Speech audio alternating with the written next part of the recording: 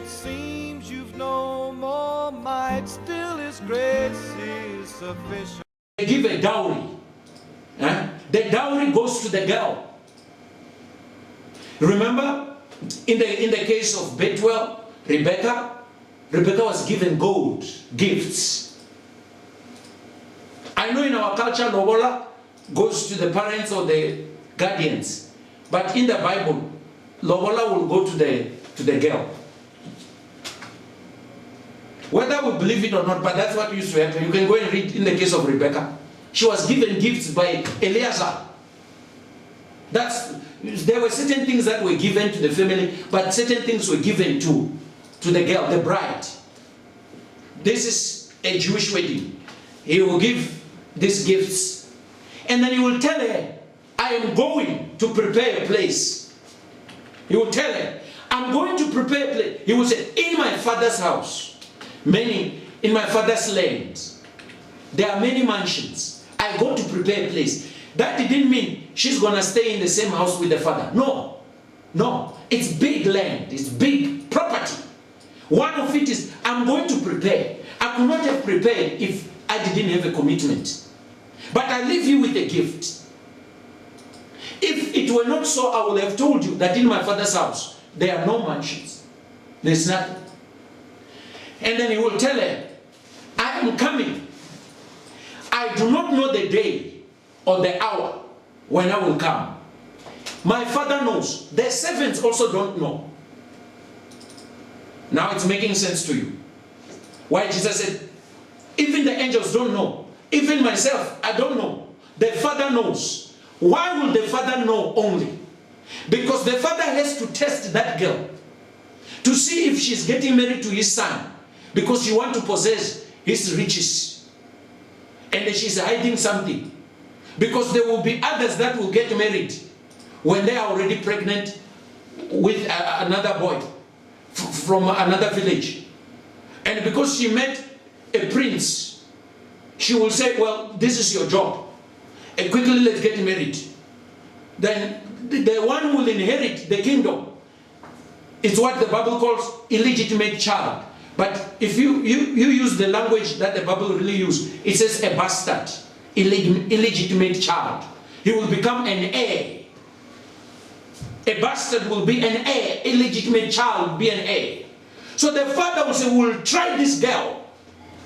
That's exactly what happened in the case of Joseph and Mary. After the dowry was paid, in the season when they were waiting to go and take her, that's the time when the angel came and told her that you will give birth to a son and call him Jesus. And that's why to Joseph, he wanted to put her away, which is the word for divorce. He wanted to divorce her. Why did he want to divorce her? Because he had already married her. She was already his bride. After he left with the gifts, after he left her with the gifts, she changes her clothing. She doesn't walk like others in the land. No, she wears what identifies her to be engaged in our language, but it's actually married, waiting for the marriage to be consummated when the groom comes. Then he will go and prepare a place, and he will come to receive her somewhere, and he will come with servants that will do a sound. They will release a sound, but where she is, she doesn't know the day or the hour. All she has is a gift. She has his gifts. Like the church has the gifts of the Holy Spirit. That's why it says, I go to my Father's place. I go to prepare a place for you. But when I go, I will send the Holy Spirit who will come with gifts. And also, he said, when he ascended on earth, he gave gifts unto men. Who are the gifts? The apostles, the prophets, the teachers, the evangelists, the pastors. Gifts to them to remind them he's alive and he's coming back.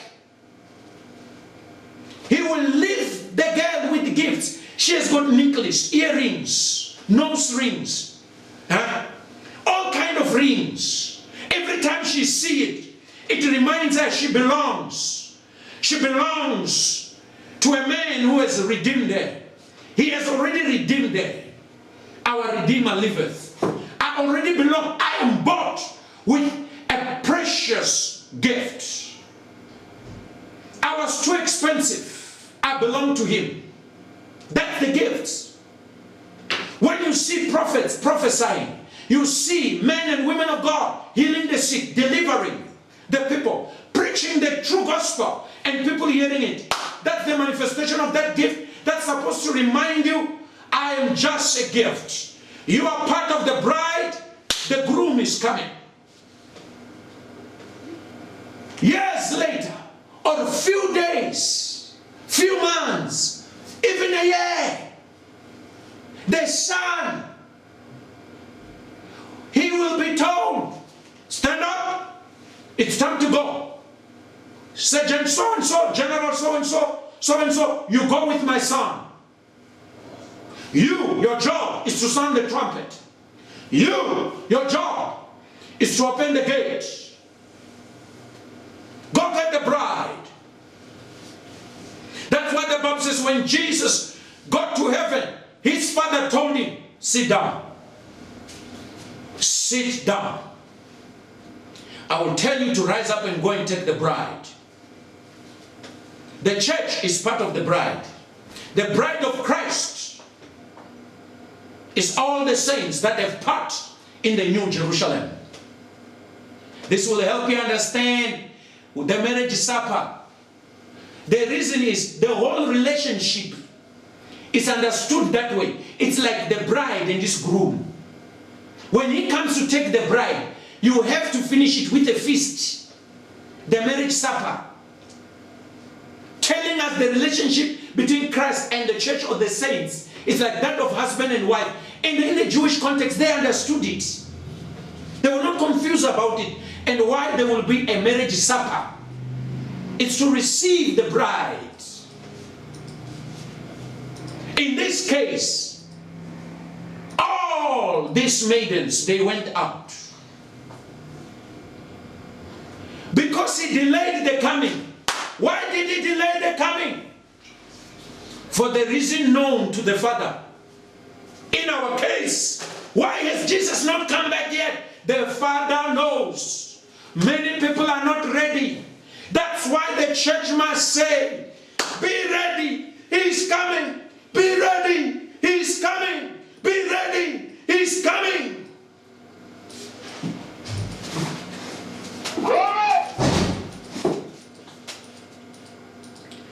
The day will come when the Father says, rise, son, go and get your bride. He will go with the trumpeters. When they go, what are they finding? They are finding some of the virgins have gone back. The sound, watch this, the sound declared the season. It woke them up.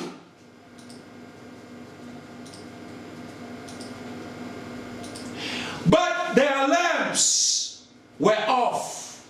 Light is out. Light is out. No extra oil. They must go and buy. The problem is, no man will buy or sell without the mark. So when they are going to buy, the bride comes and takes whoever is ready. That is the key message here. Whoever is ready. Whoever is ready. And in this case, in the case of a Jewish girl, then she's ready for her prince.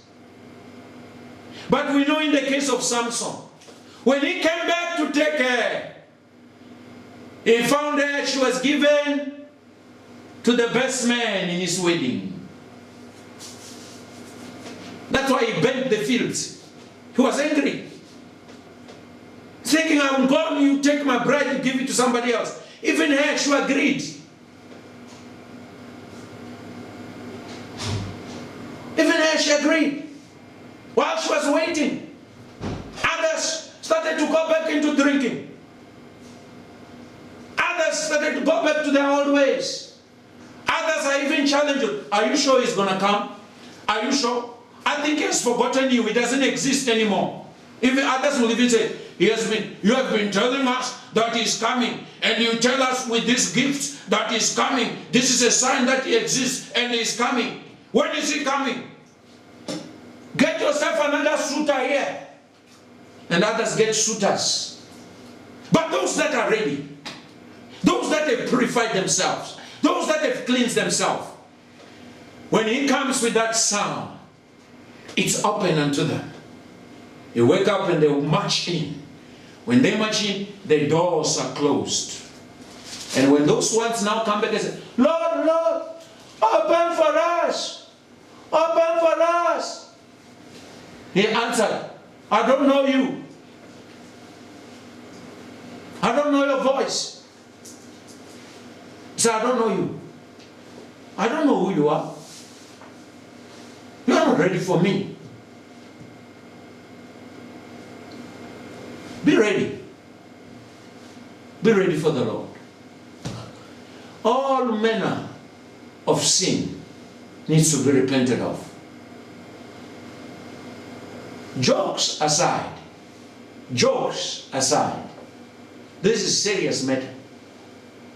You can go, you will find preachers or teachers that can preach message that will be tingling to your ears. They will tell you what you want to hear. But are they hearing what the Spirit is saying today? Are they preparing the bride of Christ, the saints? If they are, they will tell them, be ready. And I am telling you, and I say it again and again, there is no Christian who's ready for rapture, who's not a blessing here on earth. What it means is, if you are ready for Christ, wherever you are, you find yourself, whether you are in business, you are working in the corporate, you are staying at home, you are at school, wherever you are, you will be a good citizen. You will be a blessing. You will be a blessing to everyone. Imagine, people that are ready, they are not fighting like that evil servant today. They are not fighting in your house. Imagine a man and a woman of peace you're going to be. Is that not good for the earth?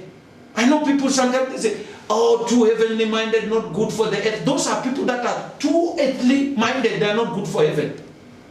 They are not ready for it. Jesus is not coming for such. They are too good for this earth. They are worldly, in fact. He's not coming for them. He doesn't want to defile the environment, because that land vomits out the wicked inhabitants.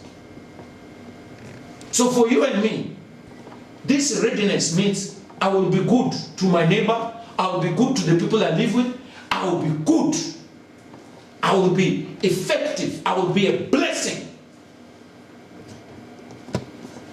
And with that readiness, there are certain kind of spirits, pestilences, earthquakes, and problems that will be banished here on earth. Because people are good. Wickedness is what attracts some of these evil spirits to enter the land and kill our people. Imagine. So the problem now with many is, when they are now humble, you ask for forgiveness. Wow. You know, you make right. When he delays his coming, for whatever reason known to the Father, you change, you go back. Like in the day of Noah, people who went back to the world. You change. You are like these ones, the foolish virgins. They went back because they were not ready. The light is out. The oil is out. But ready means good for heaven, good for the earth. Blessed be the name of the Lord. Evangelist, I give over to you, sir. Okay, thank you, Pastor. Hallelujah. Children of the living God, you have heard the word of God, the servant of the Most High.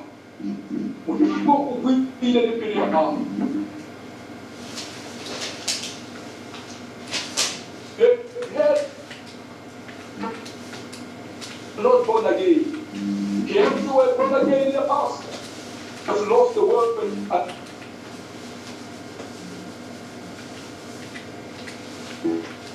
to give your prayer right now wherever you are. Dear Lord Jesus, follow me with your prayer wherever you are. Say, Lord Jesus, I come to you.